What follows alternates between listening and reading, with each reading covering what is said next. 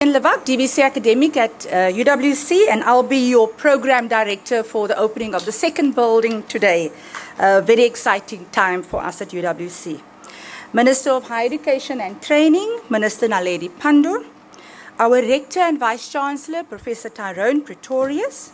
I would also like to extend a word of welcome to our former Rector, Professor Brian O'Connell, and my predecessor, Professor Ramesh Baruthram, sitting over there.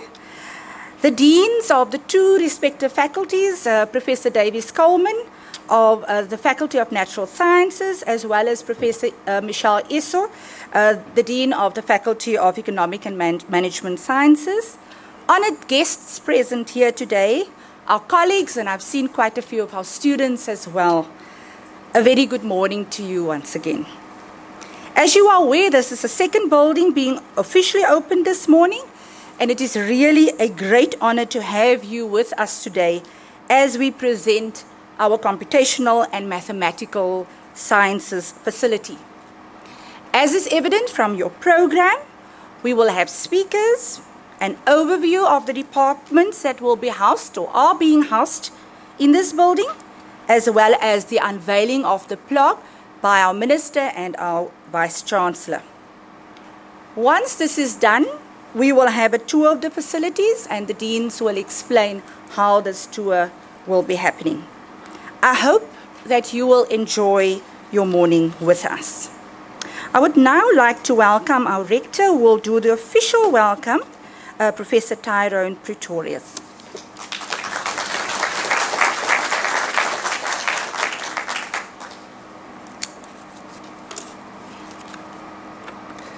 Minister Naledi Pandor, Minister of Higher Education and Training, Prof. Mbombo.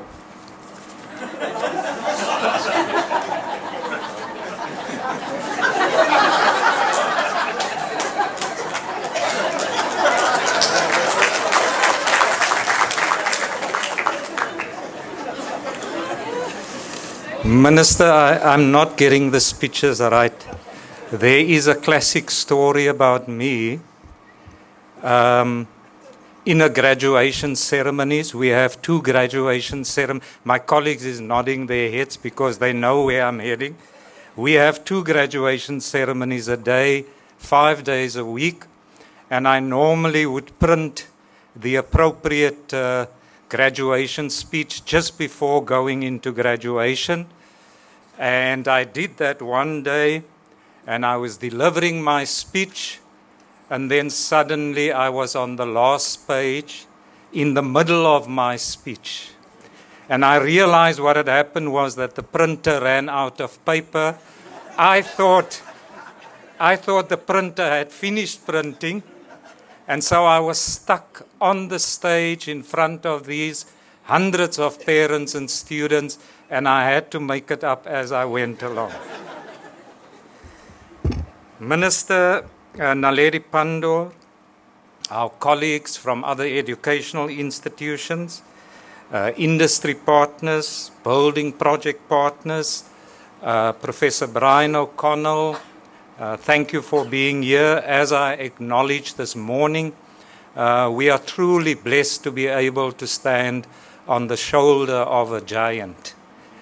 Even though I'm reaping the benefits of this project, it was really the inspirational vision and the inspirational leadership of Professor O'Connell that has made this all possible.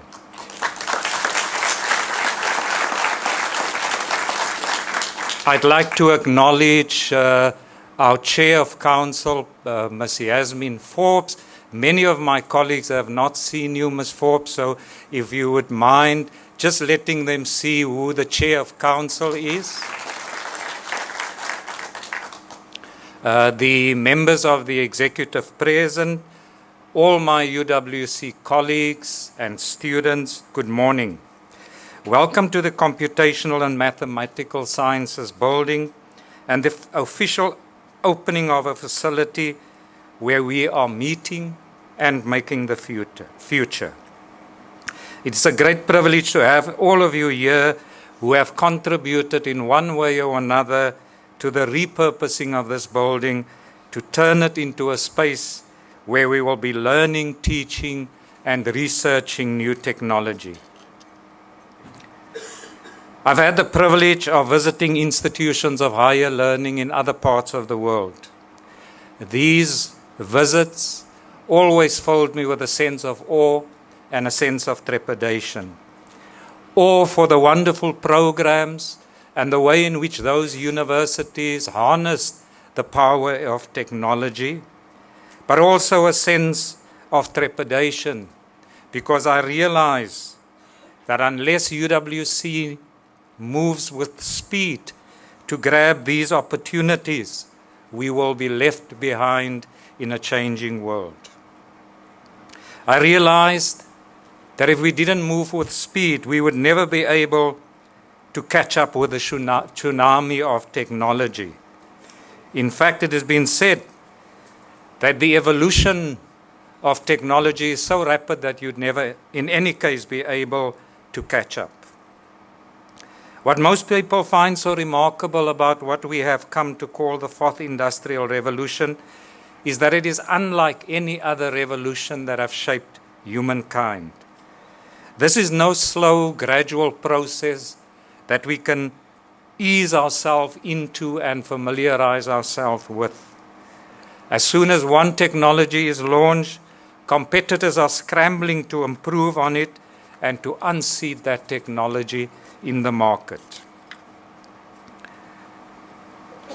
Minister, as I said to the news people outside in your presence, it is often asked that we consider the impact of technology on higher education, on teaching and learning, and on research. In fact, the University South Africa has got a working group looking at the impact of technology. In our last USAF meeting, I asked them, are universities necessarily only recipients and users of technology elsewhere? As spaces of innovation and places of higher learning, do we not have a responsibility to be at the forefront of the development of those innovations and technologies? And this is not only limited to the technical. It applies equally to our social sciences that is increasingly being asked to look at what it means, this whole concept of the becoming technical of the human. All of these technological developments are bewildering to people like me. We, my generation, remembers the first TV in South Africa only arriving in 1976. And we do remember the first cell phone, those huge bricks, only becoming available in 1994. That's a mere 24 years ago. Let me digress here, Minister, and talk to you about the first application of technology in the classroom at UWC that I taught. I was responsible for Psychology 3, teaching statistics and research methodology, and it was a small group at the time, and so I could easily place faces of students and where they typically sat. And this one morning, there was a mature lady in my class that I didn't recognize, and I noticed that she had this brick cell phone on the desk, and I could see from the lights shining through the digit that the cell phone was in fact on. I pointed this out to her, that she needs to switch it off, and she says, no, it's fine, don't worry. My daughter is sick at home today, so I'm here in her stead, and she's listening to your lecture as you are lecturing. That was in the late 90s. When it comes to the role of the university and technology, it is even more complex. While we have integrated technology into our teaching and learning spaces, as well as our research, we know that we are expected to offer much more. We know the needs of our students and the needs of society requires us to prepare for jobs that do not even exist yet. The science fiction writer Isaac Asimov described this dilemma perfectly when he said, "No sensible decision can be made any longer without taking into account not only the world as it is right now, but taking into account the world as it will be." Minister, when I delivered my inaugural address, I spoke about the UWC's need to produce T-shaped graduates. Many thought that I was referring to my first name, which is tyrant-shaped graduates. But in fact, I was talking about graduates who will not only have the depth in their discipline, but also the breadth in deploying the range of skills that the 21st century demands and that the 22nd century will require. Our T-shaped UWC students should leave this university both skilled but also skillful. Minister, finally, the CAMS building is about establishing and cementing relationships with new industry partners. I must here mention some partners that we were very fortunate to ally ourselves with, and they include SAS, Northwest University, Sanlam, and Santam, who came together to collaborate with us on our data science program. Finally, Minister, I wish to thank, and all of us wish to thank, the Department of Higher Education and Training, as well as your very, very dedicated and competent team, which include Dr. Dai Parker, Ms. Brenda Swart, and Mr. Donald Kubai. Without your infrastructure support, our dreams and the visions of my predecessor would not have been possible. We are immensely grateful to all of you for joining us on this very historic occasion and at this very special event. Thank you.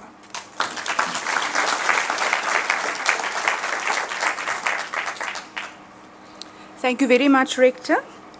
The CAMS building, as you will later see during this tour, is a first in many respects for us at UWC. One of these is the twinning of the two faculties, EMS and Natural Sciences, and to talk about the facilities and the programs that are on offer in the CAMS building and the rationale behind promoting a multidisciplinary approach, I'd like to call on Professor Michael Davies-Coleman, as well as, who is Dean of Natural Sciences, as I mentioned before, as well as Professor Michelle Eso, Dean of Economic and Management Sciences.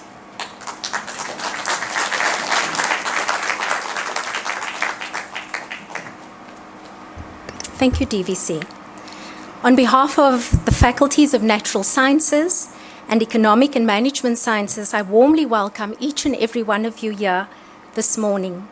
A special welcome to Honourable Minister Pandor and her entourage, our Vice-Chancellor and Rector, Professor Pretorius, our Deputy Vice-Chancellors, Professors Levac, Franz and Dube, our former Rector, Professor O'Connell, and former Deputy Vice-Chancellor, Professor Baruthram, visiting deans and departmental chairpersons from our neighbouring universities and institutions, our Chair of Council, Ms. Forbes, industry and government partners, honoured guests, colleagues and students.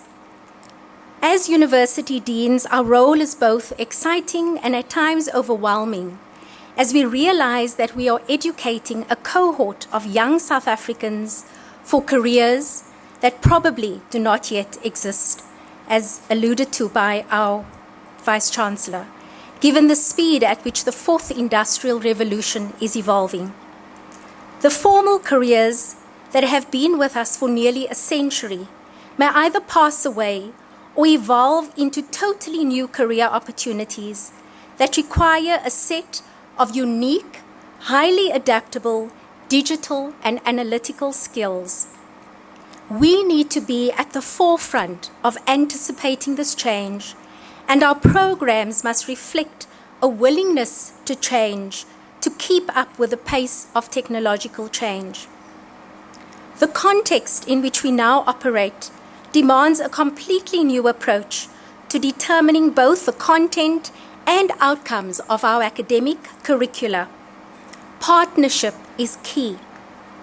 History tells us that the success of previous industrial revolutions required a close collaborative partnership between commerce and science, engineering, and technology. The success of programs such as the postgraduate diploma in computer software and media application, the postgraduate diploma in e-skills development, and master's programs that focus on e-logistics and data science requires us to work together as two faculties. Presenting a united front, we are able to engage more rigorously and effectively with industry partners, government stakeholders, and international universities, so that we can supply the skills demanded by these different sectors. In addition, the involvement of our international partners affords our students the opportunity to engage in the discourse not only from a national but also from an international perspective, which enables a more global understanding of the fourth industrial revolution and its consequences. The new programs will address the unemployment challenge in the country, since these skills are in global demand, which guarantee the students employment opportunities. It is envisioned that these new and niche programs prepare the country to take advantage of the fourth industrial revolution technologies and help the National Development Plan to achieve some of its targets. Therefore, the academic partnership we have developing between the faculties of Economic and Management Sciences and the Faculty of Natural Sciences under the banner Two Faculties, One Team is a significant step in the right direction if we are to maximize on the opportunities of the fourth industrial revolution.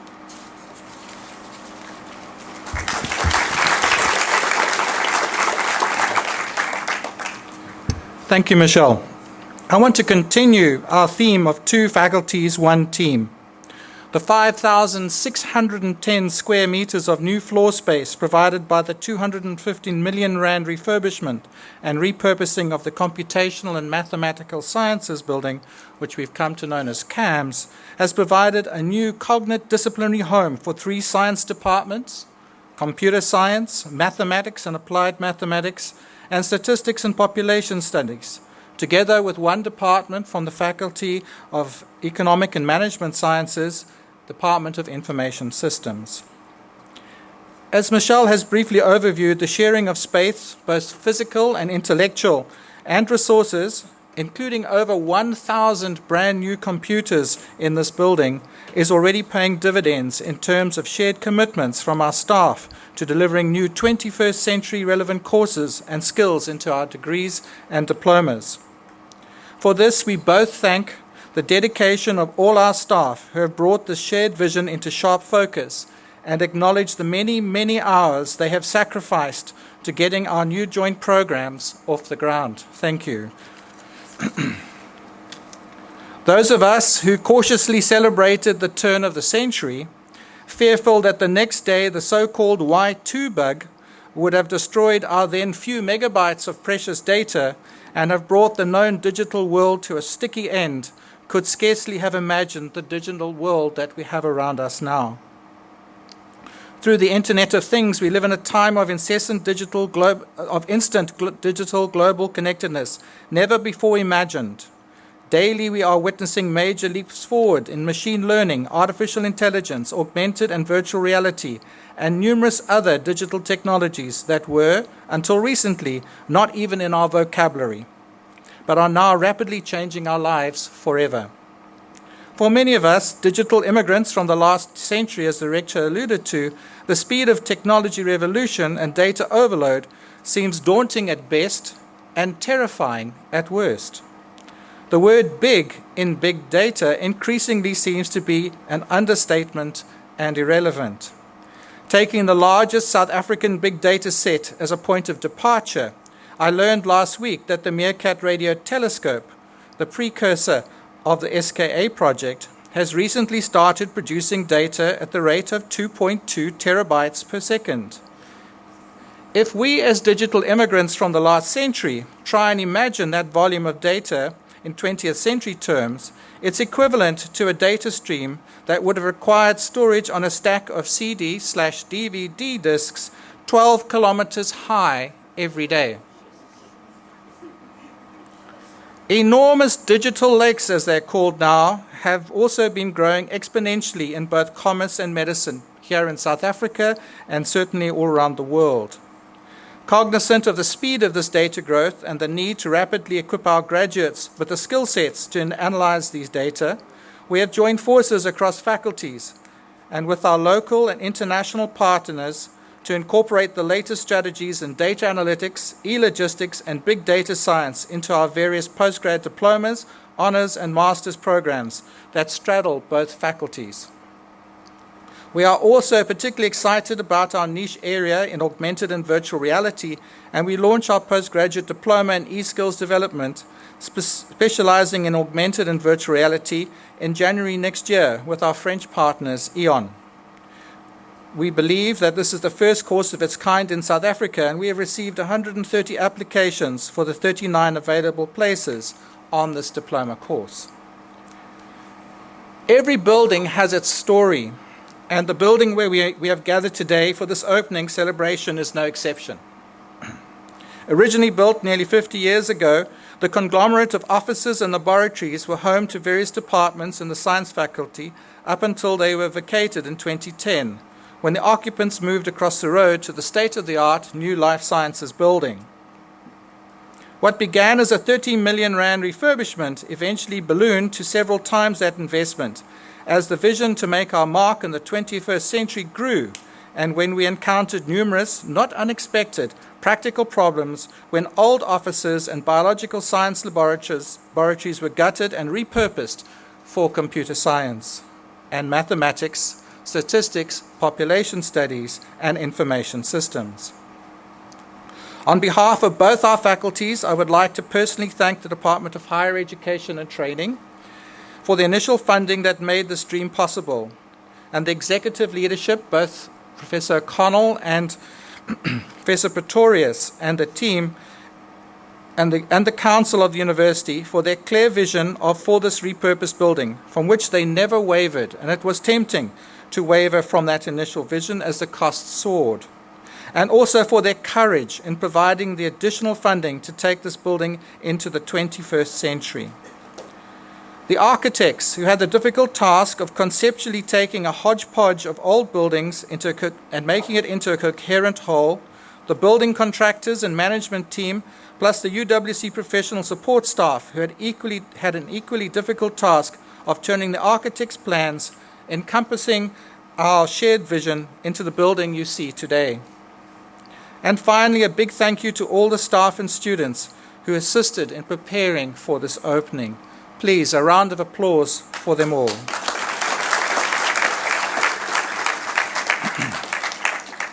The DVC has asked me to explain what is happening once we have finished here in this lecture theatre. The Minister, the two deans, the four heads of department from this building, and the three postgrad students and the press will be crossing just the hallway to look at the Immersive Technologies Laboratory. I'm not sure quite long how we'll be in there. I was in there for what was about 5 minutes and turned out to be an hour and a half the other day. So it's well worth the visit. And if I could ask all our other guests and members of staff and students if they wouldn't mind just going upstairs. We have a very nice display up there of the different things that are going on in this building. And once the minister is finished, then you'll all be welcome to come down and have a look at the Immersive Technologies building. So that's how we'll organize it at the end of this ceremony. I've also, for those of you who may not have the time to stay and would rather have it quickly in digital form, I'm now going to just show you a video that we have made in preparation for this opening of this amazing building. And before we start the video, I would just like to thank you all again from all of us here in our 2 faculties, 1 team. And thank you so much for giving up your time to come to this wonderful, wonderful opening ceremony. Thank you.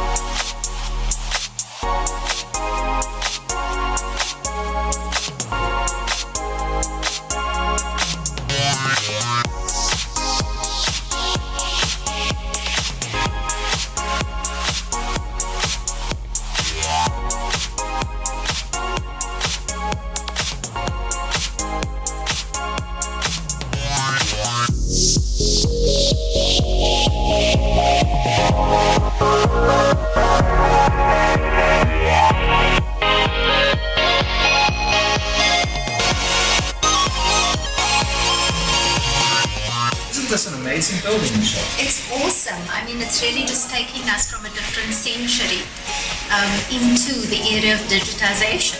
From our century, well, more my century than yours, but it's amazing. Oh, I wish I was 50 years younger. I think it is an amazing time to be young. So many career opportunities.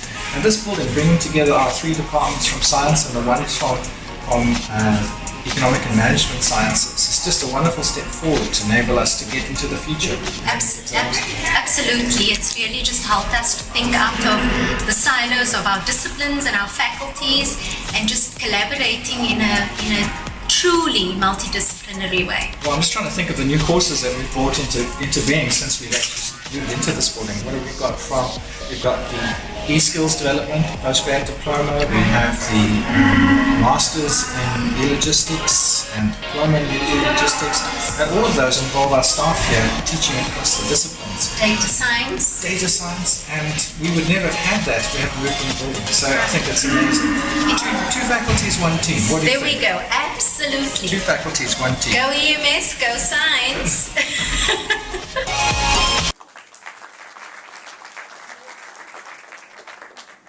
Thank you, Professor Davies-Coleman and Professor Iso. I didn't know that you are budding actors as well.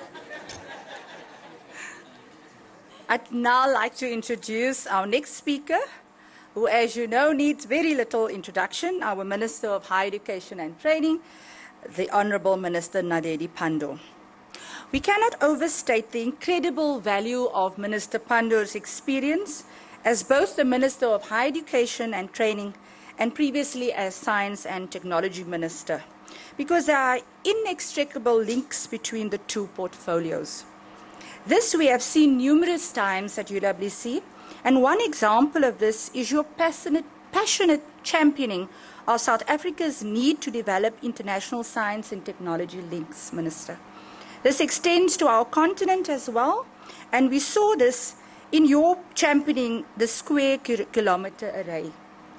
As a university partner in the SKA, we are deeply appreciative of the tireless work that you put into making sure that you connected South Africa and our partners on the African continent in this global, really magnificent scientific project. Please join me in welcoming our Minister Pandor to deliver her address.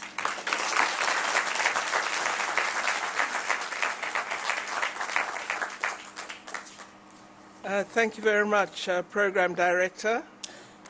You would be amazed at what I learned as we bid for the SKA. For example, I learned don't ever let the Australians speak before you, because I went to several meetings where our colleagues who were bidders spoke before us.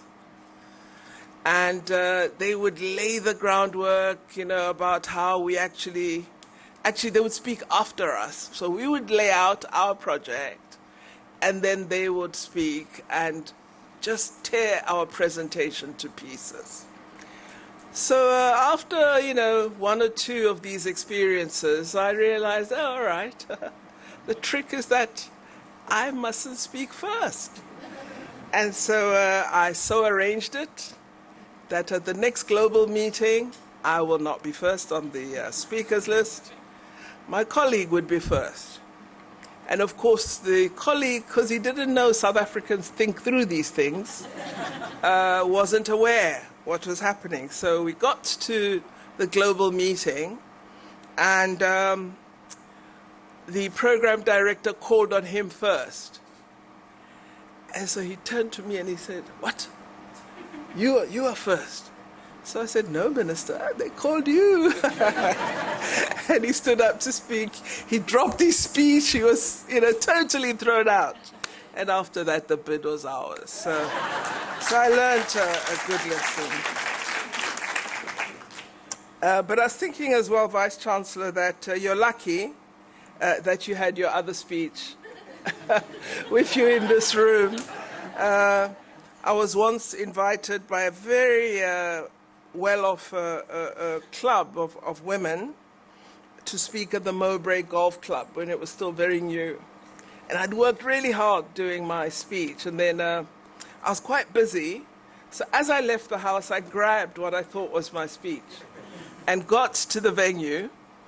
And as I got out of the car, I glanced at my notes just to make sure I still, know what I'm going to say. And I looked at it, I thought, no, it's not the speech. But by then, the posh ladies were at the car welcoming me, and there was nothing I could do. So I walked in, and to my horror, it wasn't only them as guests. The whole club was full of golf players and other. So a very big audience, which I hadn't expected. So when it was my turn to speak, I said, "Ladies, I'm afraid I have to confess that when I left home this evening, I picked up the wrong speech. And I had prepared just as you'd asked me to. If I had my speech with me, I would have said the following." And that's how I got over it. But Vice Chancellor, good morning, and good morning to Professor O'Connell as well, the Deputy Vice Chancellors, and of course the Chair of Council, Ms. Forbes, all members of Council and academic staff of the university. I'm really pleased to be here at the opening of the university's new Computational and Mathematical Sciences building. I'm really pleased that I was invited to be here. We've opened, this is the second building this morning, so UWC is doing really well, and I'm really thrilled.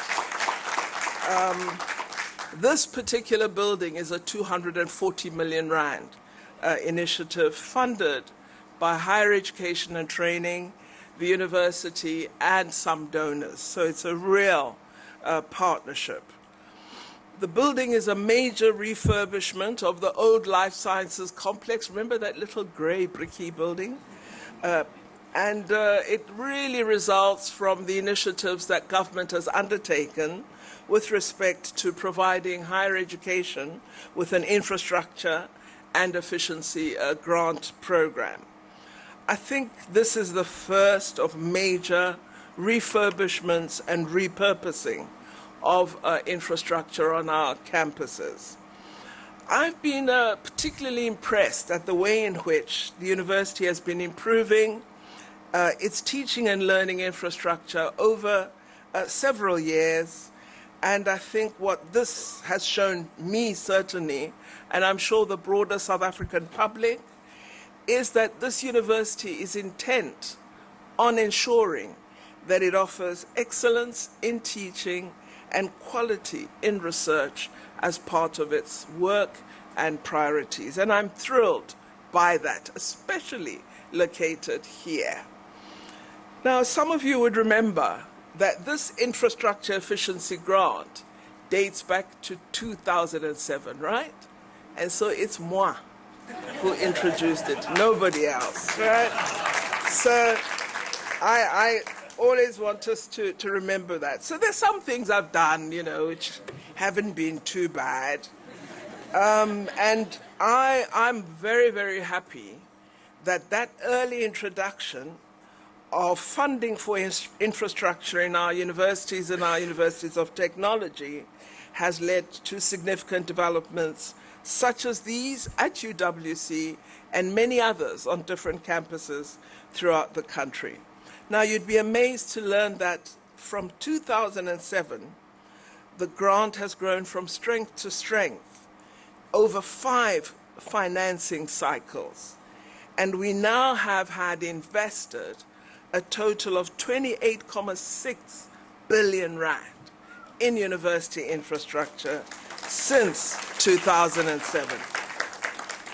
And of course, this amount excludes the significant funds that we have provided for the development of the University of Mpumalanga and Sol Plaatje University, which have been funded through a separate earmarked grant. So we're really investing in rebuilding our higher education. I'm, of course, fully aware that much more needs to be done, particularly at our historically black institutions, which we're going to discuss a new name for with the Vice-Chancellor. And many of them have large infrastructure deficits, but I do think we need to celebrate what we've achieved and what we continue to do to improve university infrastructure. And full credit must go, I think, to Brian O'Connell, because he really began the drive for this university. I used to receive the most beautifully written letters from him about his thinking and what he hoped to do here with respect to infrastructure, particularly knowing my predilection for science. It was around health sciences and science. And he knew he'd got me. The minute you mentioned science, I was sold. But really, he's the pioneer. And it's not just a pioneer in infrastructure, but he's a pioneer in quality and excellence, because he believed that UWC could be as good as any other institution in the Western Cape, and ensured that that happens. And Brian will never forget you for that. I think that was absolutely amazing. In fact, since we created this grant, most of the funding has gone to our historically black institutions and campuses, and has thus been an instrument to help redress past inequality. And this university has benefited significantly from that redress. Now, over time, UWC has developed in leaps and bounds and is now considered one of the top universities in our country. I think we're suggesting UWC perhaps needs to begin to not call itself a historically disadvantaged, but call itself a proudly historically black institution, without, linking anything about disadvantage to its image. This might help us to develop a more confident status and attitude among our formerly disadvantaged institutions in South Africa. We have, through the grant, made a lot of investments in the Western Cape. In fact, this province benefits from having very good higher education institutions. We have provided a total of 4.5 billion rand of that 28 billion I mentioned to the 4 Western Cape universities since 2007. And a total of 1.36 billion was allocated to UWC. One of the features of our program has been this really exciting notion of co-funding, which has really underpinned the infrastructure initiative program that we have supported. Each university that receives infrastructure efficiency grant funding has to commit to funding part of the total project costs themselves. And I think this is excellent, because what it did was put in place a true partnership and ensured that the universities, in seeking to undertake a particular initiative, were extremely committed, because their own funding was going into the project along with funding from government. So this was never seen as an easy dependency type initiative. It was very much a collaboration, and I think that's why you're seeing the levels of success that we are observing here. It's been accompanied by true partnership. Some of the funding came through private donors. We've also managed to really establish good links with international foundations. I'm looking forward personally to us in South Africa encouraging our own national foundations, which are giving foundations in the country. We sometimes do rely too much on overseas donors. We need to encourage our private sector to be increasingly committed to endowment funding in our country to ensure that it is us who develop our own institutions. So it's something that I will be talking to the private sector about more and more.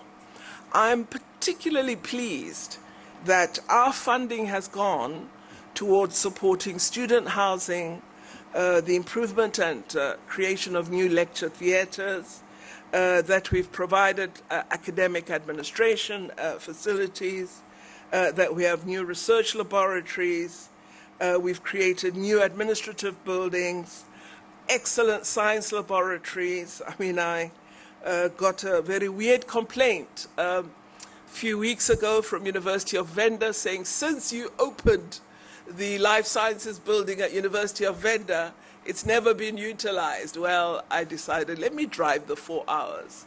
And I did, and it was an absolute dishonesty. The building is functioning, it's brilliant, well-equipped, excellent. So, brilliant laboratories, and really thrilled about it. Excellent libraries, very, very well-equipped media centers, recreational facilities, research commons, of which I used the one where I've been studying Nasima recently. I really got into research commons. I had no idea what it was till I registered 3 years ago, but it's been a fantastic experience. And a whole range of social spaces for young people. So I'm really excited at what the 28 billion has contributed to higher education in our country. And I'm thrilled that this old life sciences complex is now changed into a CAMS building, which we're going to experience virtual reality and augmented reality in. I can imagine what they mean, but I'm looking forward to experiencing that. And of this, over 70 million was funded through the infrastructure grant. So, in my view, this building, housing in it, are departments of UWC of computer science, of statistics and mathematics, and of information systems, places this building efficiently in a space where it will provide state-of-the-art facilities, appropriate for South Africa's leading e-skills center, as well as providing its second most significant research center in e-skills in the field. So in my view, this building is going to make a significant contribution to our plans to ensure we provide skills that can play a critical role in advancing our national skills strategy, particularly in the digital space. We also are supporting UWC's Student Housing Infrastructure Program in order to accelerate the provision of student housing through the development of a very exciting student village. We're also funding this through the Department of Higher Education and Training, and the Vice-Chancellor would confirm that significant funds have been provided to support this student housing initiative. We also provide other forms of support to our institutions. So, for example, we've just recently completed our macro infrastructure framework, which has the intention of assisting universities to plan and manage their infrastructure programs in an efficient and effective manner, because not all institutions have the technical wherewithal to be able to execute large infrastructure projects. So it was important that we develop a framework which supports them in executing the work in a way that can allow me to account for the funds that we make available. I must conclude really by congratulating the university for having successfully completed its key infrastructure projects. And I trust that in finalizing the projects, the university has put in place a life cycle approach to infrastructure management through developing a comprehensive asset management plan for the management of its newly refurbished buildings. Now, it seems strange that the minister is saying this, but I am concerned that I come in, open a building, 2 years later I'm invited back, and I don't recognize the building that we opened because there's rubbish all over, there's been no maintenance, there are cracks and so on, and I hope every new infrastructure project has a very well set out maintenance plan accompanying it, because we must preserve our infrastructure over time. And I'm sure, in fact, from the nods I see, that indeed this has all been done. And I also, knowing that we do have a very, very difficult economic challenge and climate in our country, I do encourage all our institutions to be absolutely prudent and efficient in the use and management both of the resources we make available as well as the infrastructure that has come out of our initiatives. And to ensure, as we build new infrastructure, that we use green technologies, that we have attention to environmental sustainability, that we have attention to energy efficiency, and all those matters associated with sustainability, because we must give more and more attention to this in the infrastructure that we provide. I restate my commitment to supporting UWC to continue developing sufficient infrastructure that will impact positively on its overall student learning experience.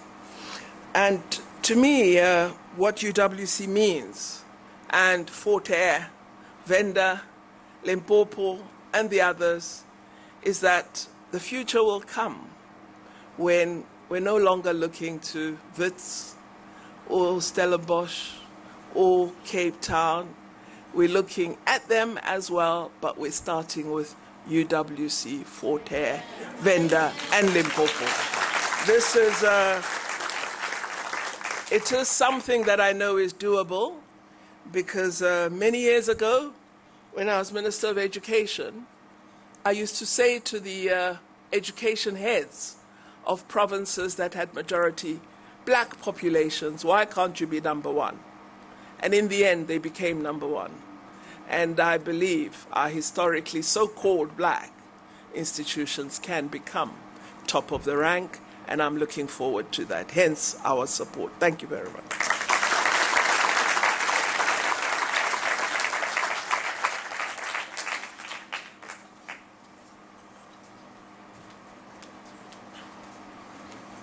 Thank you, Minister Pandor, for those inspiring words when we took a note of your challenge as well as the promise that you made right towards the end. I now call on Professor Pretorius and Minister Pandor to do the ceremonial unveiling of the CAMS plaque.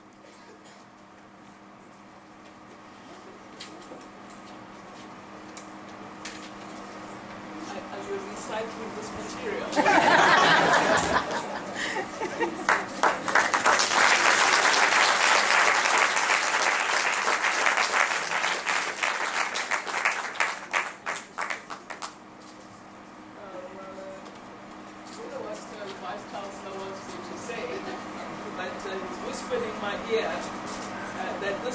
Will not just remain in this room, it will be placed on the building outside the building so that as you enter, you know that it's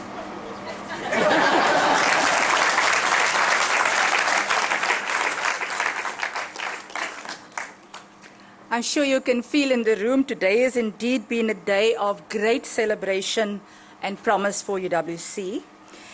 In the Belleville CBD this morning, we officially opened our first facility outside of this main campus, and we welcomed the fourth industrial revolution to UWC with the opening of the CAMS building. Yes, I know it was CHS, and now we're focusing on CAMS.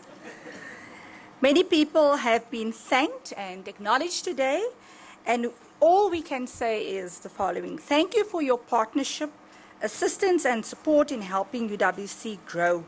We appreciate all of you. I'll provide a slightly longer list in due course. Minister Pandor, thank you so much for gracing us with your presence here today. I promise you when you come back, you will find the buildings even in better condition than what you left it for. Before we're having the tour, as the Dean explained, I would like to thank the following people. There were many people who worked on this project. And we would like to thank all the companies and their teams, as well as the academics and the support, professional support staff who were involved and who contributed to the successful execution and completion of the CAMS building. In particular, I would like to thank the following. The principal companies, Glad Africa and Jacupa Architects, the quantity surveyors, AMPS QS, the engineering companies, ARUP and Bergstein SA, and other companies that were involved included Frontline Health and Safety, NIM Consulting, One Call Consulting, OVP, and Pure Design. And as for UWC, I think a great word of appreciation goes to the two deans who took the batons over in a sense. The deans from Economic and Management Sciences, Professor Iso, and also the Dean of Natural Sciences, Professor Davies Coleman. The team from Infrastructure and Engineering, Mr. Larry Pokpas, our institutional planner. And here I want to pause because Professor O'Connell told me a little story. He said when it came to this building, he asked Larry, how much must I ask for? And Larry said 30 million. And he said, no, man, we'll ask for 200 million. And there's also a lesson to be learned in that. So thank you also, Larry, for your contribution. And then Mr. Moneybags, Mr. Mani Regal, our Executive Director of Finance. We always want to leave you to the last because we are looking at in anticipation to what is still to come. Just in conclusion, I found it very interesting when I walked to the building this morning and I overheard the conversation of two students who moaned. He said, can you please look at the science again? And I had to correct them. I said, it's EMS as well. Why does the law faculty never get anything like this? And it's not because I'm a lawyer that I'm mentioning that. What is now going to happen is that we have, can I ask our Chair of Council, if you won't mind, to just hand over the flowers to our Minister.